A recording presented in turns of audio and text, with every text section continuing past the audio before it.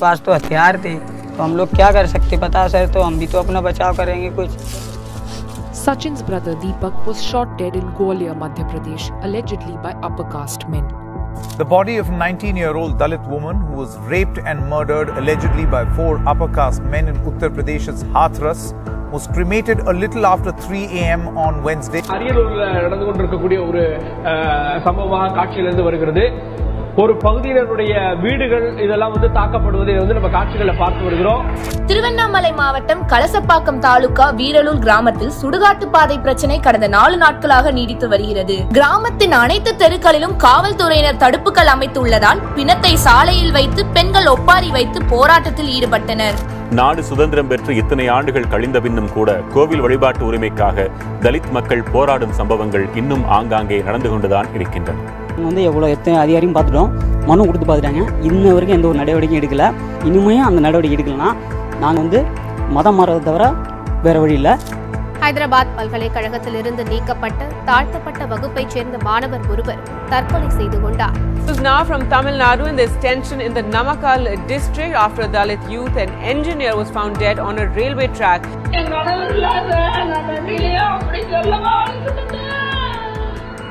தர்மபுரியில் காதல் திருமணம் செய்த இளவரசர் உயிரிழந்த நிலையில் சடலமாக மீட்கப்பட்டுள்ளார். இந்திய அளவில் குறிப்பாக தமிழ்நாட்டில் கடந்த 10 ஆண்டுகளில் சாதி ஆணவ படுகொலைகள், தலித் மக்கள் மீதான வன்முறைகள், தலித் பெண்கள் மீதான பாலியல் வன்கொடுமைகள், பொது பாதைக்கான போராட்டங்கள், பொது சுடுகாட்டிற்கான போராட்டங்கள், பள்ளி கல்லூரிகளில் தலித் மாணவர்கள் மீது தொடுக்கப்பட்ட தாக்குதல்கள் என எண்ணற்ற சமூக அநீதிகள் தொடர்ந்து தலித் மக்கள் மீது நிகழ்த்தப்பட்டு கொண்டிருக்கின்றன. சுமதியைப் போலவே சாதி மறுப்பு திருமணம் செய்த பவானி என்ற பெண்ணை அவரது குடும்பத்தினரே ஆணவ கொலை செய்தனர். திருப்பூர் மாவட்டம் உடுமலைப்பேட்டையில் படுகொலை செய்யப்பட்ட இளைஞர் சங்கரின் உடல் அவரது சொந்த ஊரான குமரலிங்கம் கிராமத்தில் நள்ளிரவில் அடக்கம் செய்யப்பட்டது. அரியலூரில் 7 மாத கர்ப்பிணி மகளை பெற்றோரே சுவற்றில் அடித்து கொலை செய்த சம்பவம் தமிழகத்தையே அதிர்ச்சி அடைய செய்துள்ளது. Where a young couple from Krishnagiri district in Tamil Nadu were found brutally murdered. சமூக நீதி, சமத்துவம், பெண் விடுதலை என நூற்றாண்டுகளுக்கு மேலான அரசியல் வரலாற்று பின்னணி கொண்ட தமிழகத்தில் அதிகரித்து வரும் ஆணவ கொலைகள் சமூக ஆர்வலர்களை அதிர்ச்சி அடைய செய்திருக்கிறது. இந்தியாவில் உத்தரப்பிரதேசத்திற்கு அடுத்து தலித் மக்களுக்கு எதிரான வன்கொடுமைகள் அதிகம் நடப்பது தமிழ்நாட்டில்தான் என வழக்குகள் பதிவு செய்யப்பட்டதன் அடிப்படையில் கடந்த ஆண்டுகளில் மத்திய சமூக நலத்துறை அமைச்சகம் தெரிவித்தது. அதிமுக ஆட்சி, திமுக ஆட்சி என்ற பாகுபாடு இல்லாமல் சாதிய ஆணவ படுகொலையும் தலித் மக்கள் மீதான தாக்குதல்களும் அனைத்து ஆட்சிகளிலும் தமிழ்நாட்டில் தொடர்ந்து நடக்கின்றன. மாட்டுக்காரி நம்பூர்ல தான் வந்து எடுத்துட்டு போறா, சிறுவை வெட்டி குடுறா, சாப்பிடறதுக்கு எடுத்துட்டு போறா, அதெல்லாம் தீட்டா தெரியலையா? முடி வெட்டுறானே அது தீட்டு தெரியலையா? கிளாஸ் குடிக்கிறானே அது தீட்டா தெரியலையா? எங்களுக்கு யாரு கஷ்டம் இல்லை சார், சொல்லுங்க பாரு. இல்ல ஒரு நான் சொல்லிட்டு பாரு சார், இன்னும் அரெஸ்ட் பண்ணல யாரையா? நாங்க ஈன போல பொழைச்சிட்டு இருக்கோம், தாழ்த்தப்பட சாய்ந்து ஒதுக்கி வச்சுட்டாங்க. இன்னுமே எங்களுக்கு அண்ணன் எரிக்க முடியல, குற்றமில்ல, நாங்க நின்றுட்டு இருக்கோம். இதுக்கு என்ன நீங்க பண்றீங்க, நடவடிக்கை எடுக்கிறீங்க? சொல்லுங்க. அரசியல் அமைப்பு சட்டத்தின்படி நீதியை பேச வேண்டிய அரசுகளே சமாதானம் என்ற பெயரில் பாதிப்பை ஏற்படுத்திய சாதி வெறியர்களின் பக்கம் நின்று பாதிக்கப்பட்ட தலித் மக்களுக்கு அநீதியை நிகழ்த்துகின்றது. இதனை எதிர்த்து கேள்வி கேட்டால் தங்களின் கட்சி ஒரு சமூகத்திற்கான கட்சி இல்லை என்று விளக்கம் கூறுகிறது. அந்த தெருவுல பயிர் வைக்கிறாங்க, இந்த தெருவுலயும் பயிர் வைக்கிறாங்க. என்ன வேலைதான் செக்கிலி, இந்த தெரு செக்கிலி முண்டிங்கன்றீங்க, அவ்வளோ கேவலமா? நாங்க அதாவது தாழ்த்தப்பட்டவங்களுக்கும் இல்லாத ஏழை வாழைகளுக்கு சப்போர்ட்டுக்கு யாருமே கிடையாது. எங்களுக்கு யாரும் இல்லையா, நீங்க தான் தோணை எங்களுக்கு இதை கட்டி காப்பாற்றணும். எங்களுக்கு யாருமே அது இல்லையா, நாங்க என்னையா பண்ணுவோம்? தலித் மக்களின் பிரதான உரிமையான தனி தொகுதியின் மூலம் தேர்தலில் வென்ற தலித் பிரதிநிதிகள் இது குறித்து ஏதேனும் கண்டன தீர்மானங்களோ கவன ஈர்ப்பு தீர்மானங்களோ அல்லது குறைந்தபட்சம் தங்களின் கருத்துக்களையாவது பதிவு செய்திருக்கிறார்களா என்றால் மிகப்பெரிய கேள்வியே எஞ்சி நிற்கிறது.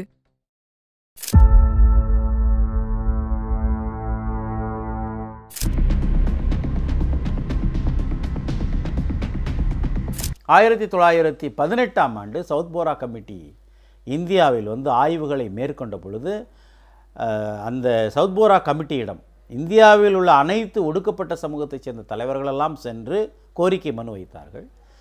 அப்பொழுது டாக்டர் அம்பேத்கரும் பகித்கரி ஹிதகாரிணி சபாவின் பிரதிநிதியாக சென்று கோரிக்கை மனு அளித்தார். அந்த கோரிக்கை மனுவில் மிக தெளிவாக குறிப்பிட்டிருந்தார், நாங்கள் இந்துக்களோடு சேர்ந்த மக்கள் அல்ல, நாங்கள் இந்துக்களிலிருந்து வேறுபட்டவர்கள்.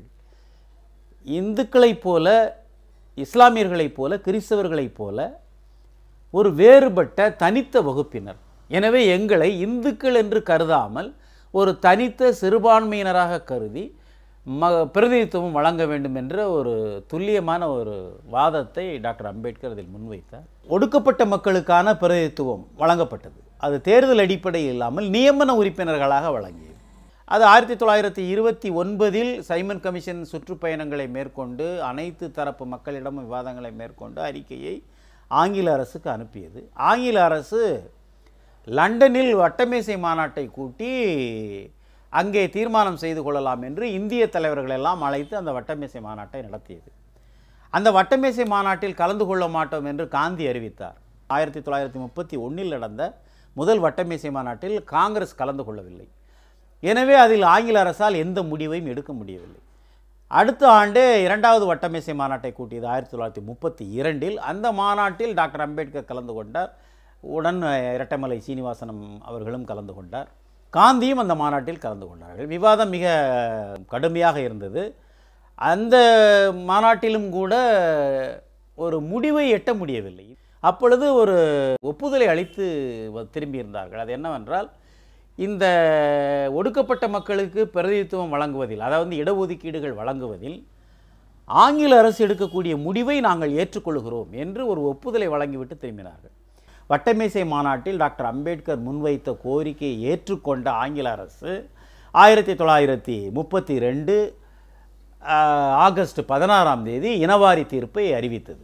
பிரிட்டிஷ் பிரதமர் ராம்சே மெக்டொனால்ட் அவர்கள் இந்த அறிவிப்பை வெளியிட்டார். அந்த அறிவிப்பில் மிக குறிப்பாக ஒடுக்கப்பட்ட மக்களுக்கு, தலித் மக்களுக்கு இரட்டை வாக்குரிமை வழங்கப்பட்டிருந்தது.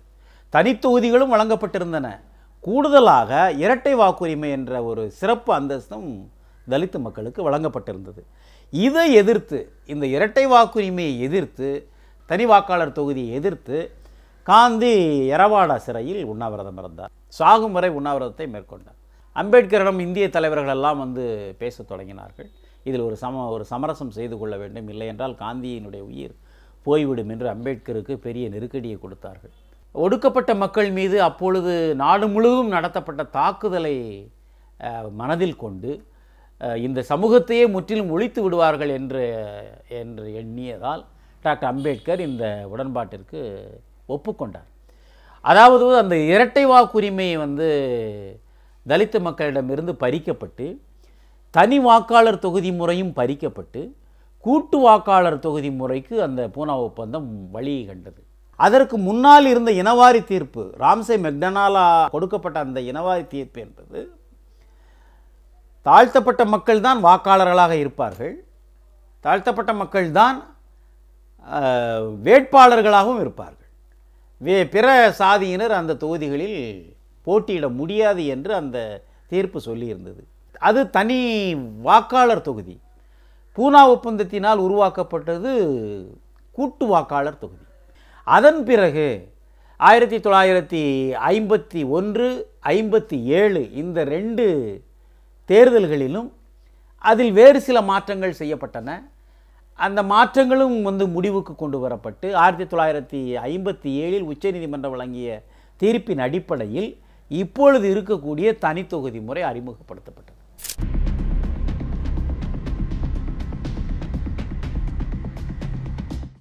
ஒன்றிரண்டு இடங்களில் வேறு வழியே இல்லாமல் சட்டப்பூர்வமாக பட்டியல் வகுப்பாருக்கு தனித்தொகுதி முறை இருக்கிற காரணத்தினாலே அங்கே எத்தகைய உறுப்பினர்கள் பெரும்பாலான அரசியல் கட்சிகளால் உருவாக்கப்படுகிறார்கள் என்று சொன்னால், சுய ஆளுமையற்ற, தங்கள் சொல்லுக்கு முற்றுமுழுதாக கட்டுப்படக்கூடிய, பட்டியல் வகுப்பார் குறித்தே மறந்தும் பேசாத ஒரு நிலையில் இருக்கக்கூடியவர்களைத்தான் பட்டியல் வகுப்புக்கான ஒதுக்கப்பட்ட அந்த தனித்தொகுதிகளிலே பெரும்பாலான அரசியல் கட்சிகள் தேர்ந்தெடுக்கின்றன.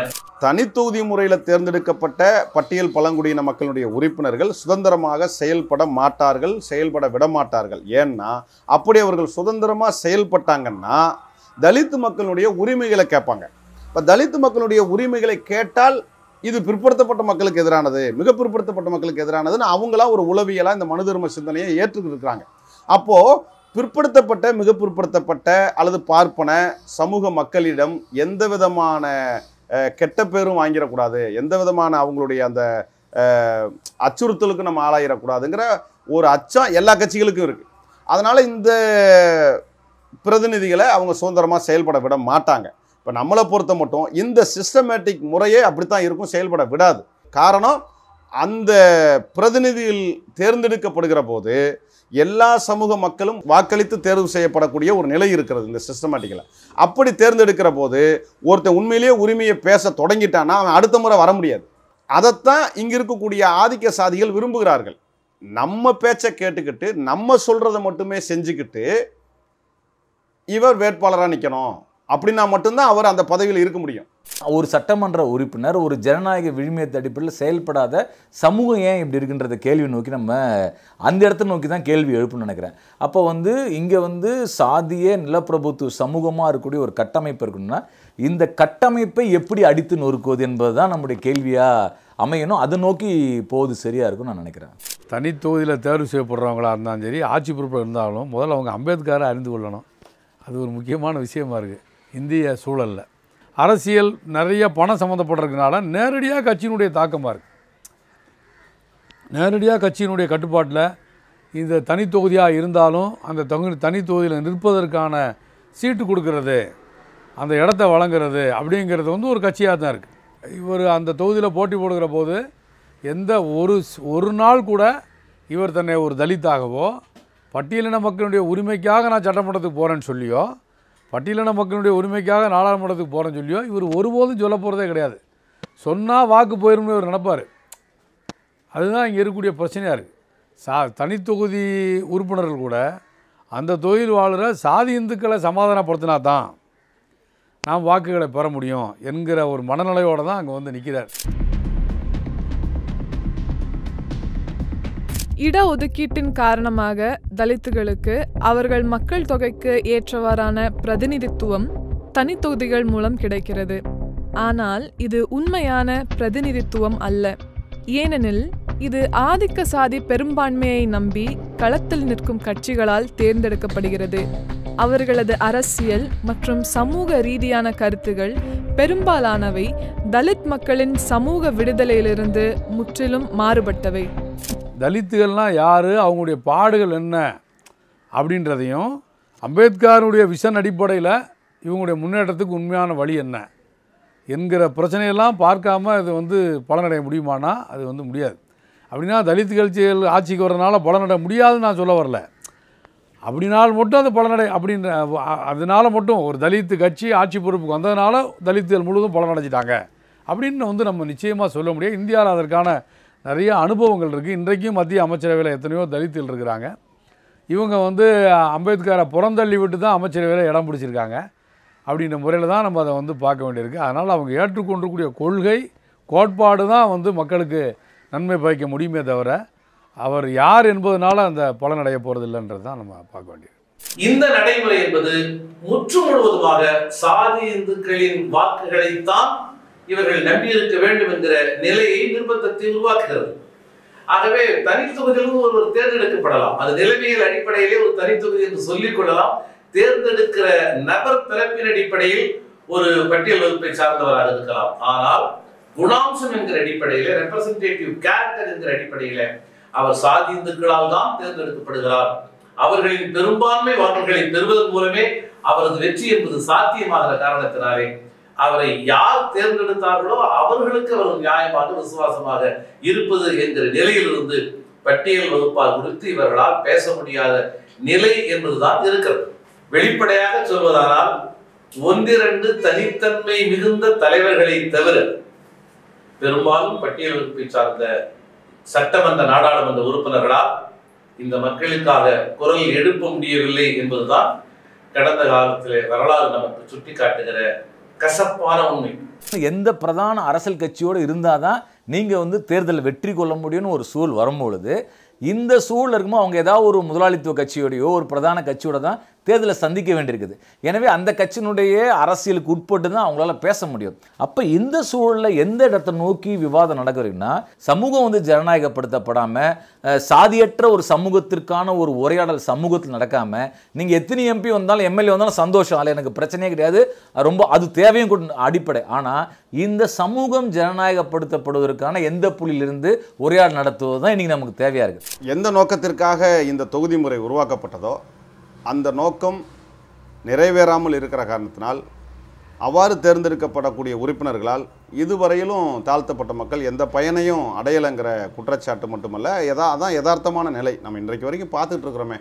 அப்படி தேர்ந்தெடுக்கப்படக்கூடிய உறுப்பினர்களுடைய ஒரு சில குடும்ப உறுப்பினர்கள் வேணால் வளர்ச்சி அடைந்திருக்கலாம் அல்லது ஒரு மாற்றத்தை நோக்கி நகர்ந்திருக்கலாம். இந்த சமூகத்தினுடைய நிலையை பொறுத்த மட்டும் இன்று வரையிலும் எந்த விதமான மாற்றம் அடையாமல் அப்படியே இன்னும் சொல்லப்போனால் ஒரு மோசமான நிலையில் தான் இந்த சமூகம் வந்து அப்படியே இருக்குங்கிறத நம்ம கண்கூடாக பார்க்குறோம். ஏன்னு கேட்டிங்கன்னா, மனிதர் மலத்தை மனுஷன் வாயில் திணிக்கிற அளவுக்கு சாதி வெறியும் தீண்டாமை கொடுமைகளும் அதிகமாக இருக்குன்னா அப்புறம் இந்த உறுப்பினர்களால் என்ன பிரயோஜனம் நடந்திருக்கு?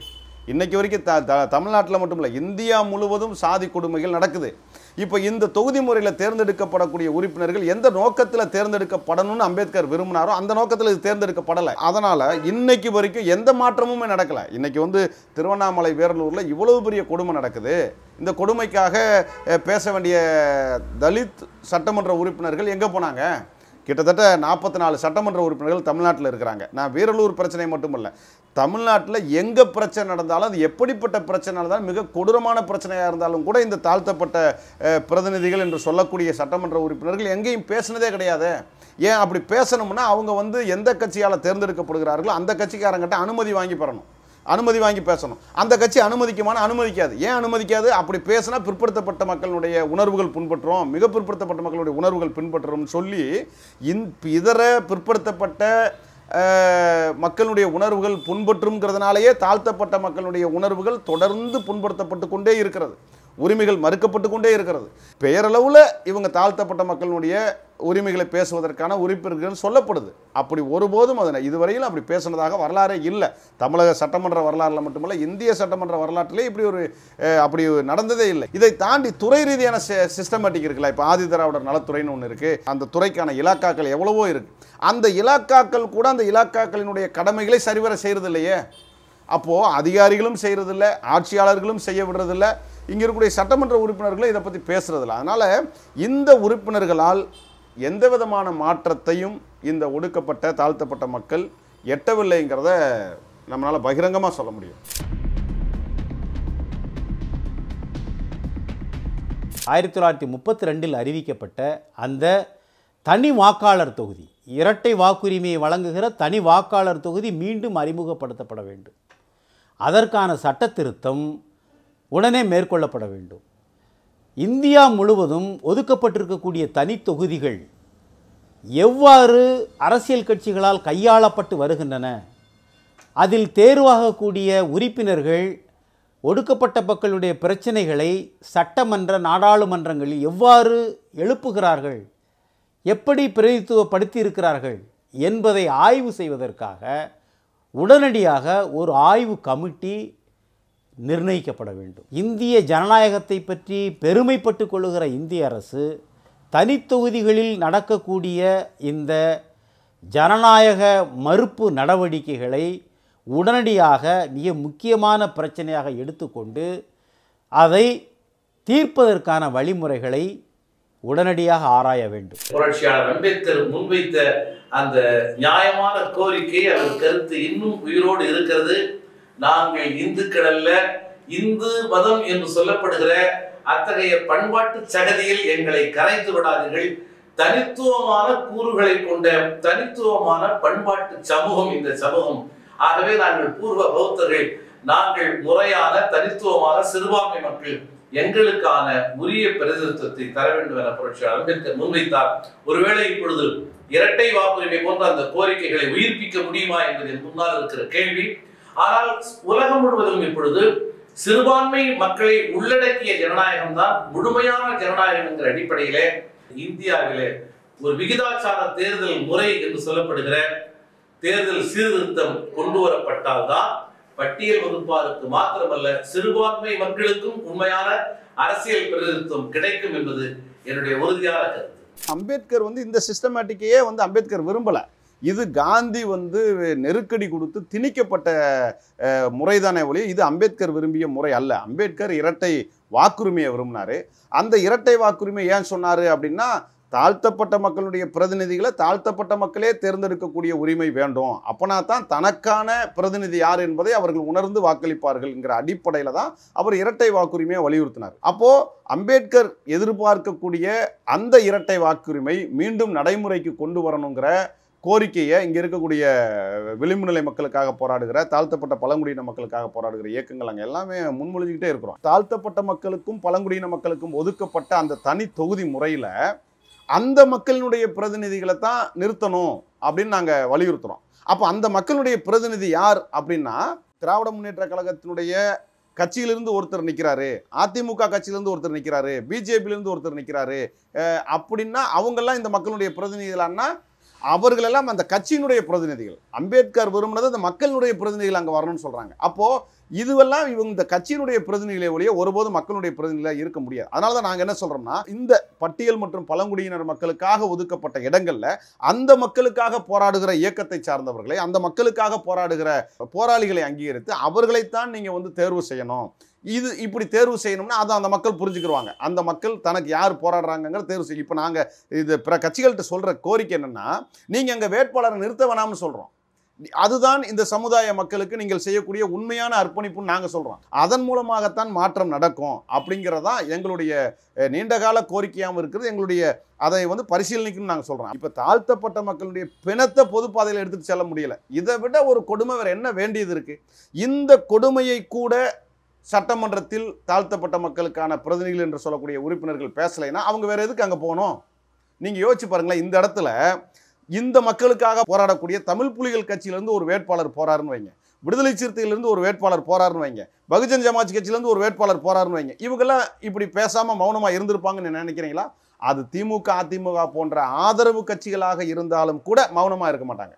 ஏன்னா தன்னுடைய உரிமைகளை பேசுறதுக்கு தான் நாங்கள் அங்கே போகிறோங்கிறத உணர்ந்து அங்கே போகிறாங்க. அதனால் நாங்கள் திரும்பவும் சொல்கிறோம், இந்த மக்களுடைய பிரதிநிதிகள் என்பவர்கள் இந்த மக்களுக்காக செயல்படக்கூடிய இயக்கங்களை சார்ந்தவர்களாகத்தான் இருக்க முடியும். அதனால தான் உங்களை போன்ற பெரிய கட்சிகள் இந்த இடத்துல போட்டியாளர்கள் அல்லது வேட்பாளர்கள் நிறுத்தாமல் சமூக இயக்கங்களுக்கு, சமூகம் சார்ந்த அரசியல் இயக்கங்களுக்கு வாய்ப்புகளை வழங்கினா நிச்சயமாக அந்த மக்களுடைய உரிமை குரல்கள் சட்டமன்றத்தில் ஒலிப்பதற்கான வாய்ப்புகள் 100 விழுக்காடு இருக்குங்கிறத நாங்கள் தொடர்ந்து வலியுறுத்திட்டோம். 1951 மக்கள் பிரதிநிதித்துவ சட்டத்தில் உடனடியாக சில திருத்தங்களை இந்திய அரசு மேற்கொள்ள வேண்டும். பட்டியல் சாதியினருக்கென்று ஒதுக்கப்பட்டிருக்கக்கூடிய தனி தொகுதிகளில் வெற்றி பெற்று உறுப்பினர்களாக வருகின்றவர்கள் அந்த மக்களுடைய பிரச்சனைகளை தொடர்ச்சியாக பேசாதிருக்கும் பட்சத்தில் அந்த உறுப்பினருடைய தகுதி உடனடியாக ரத்து செய்யப்பட வேண்டும். தங்களுடைய பிரச்சனைகளை பேசாத சட்டமன்ற நாடாளுமன்ற உறுப்பினர்களை திரும்ப அழைத்து கொள்ளக்கூடிய உரிமை பட்டியல் சமூக மக்களுக்கு வழங்கப்பட வேண்டும். இந்த தனித்தொகுதிகளில் வேட்பாளரை தேர்வு செய்து தங்களுடைய வேட்பாளராக நிறுத்துகிற உரிமை இந்தியா முழுவதிலும் உள்ள அரசியல் கட்சிகள் அனைத்திடமிருந்தும் பறிக்கப்பட வேண்டும். தனித்தொகுதிகளில் வேட்பாளரை நிறுத்துகிற உரிமை அந்தந்த தொகுதிகளில் வாழுகின்ற பட்டியல் சமூக மக்களுக்கு வழங்கப்பட வேண்டும். இவ்வாறு சில திருத்தங்களை மேற்கொள்வோமேயானால் இன்றைக்கு அரசியல் கட்சியிடமிருந்து தனித்தொகுதியை காப்பாற்றுகிறதற்கு அவையெல்லாம் நிச்சயமாக உதவிகரமாக இருக்கும். ஜனநாயகம் செயல்பட வேண்டுமானால் டாக்டர் அம்பேத்கர் முன்மொழிந்த பல கோட்பாடுகளை நாம் திறந்த மனதோடு மறுபரிசீலனை செய்ய வேண்டியது அவசியமாகிறது. இந்தியாவில் தலித் மக்களுக்கு எதிராக நடக்கும் வன்கொடுமைகள் கேட்பாரற்று நீர்த்து போகும் என்கிற சிந்தனை இந்த நாட்டின் சாதிய சமூகத்திலிருந்து அழியும் வரை டாக்டர் அம்பேத்கரை படித்த இளைய தலைமுறையினர் அடுத்தடுத்து இனி முளைத்து கொண்டேதான் இருக்க போகிறார்கள்.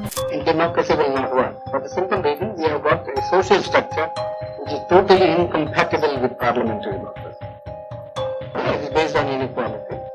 Social structure got to be altered. Well, it's the same problem. One is sick of speeches. We like to have action. Well, what action do we need? Some program, you see? Some machinery by which the thing could be altered. Some action.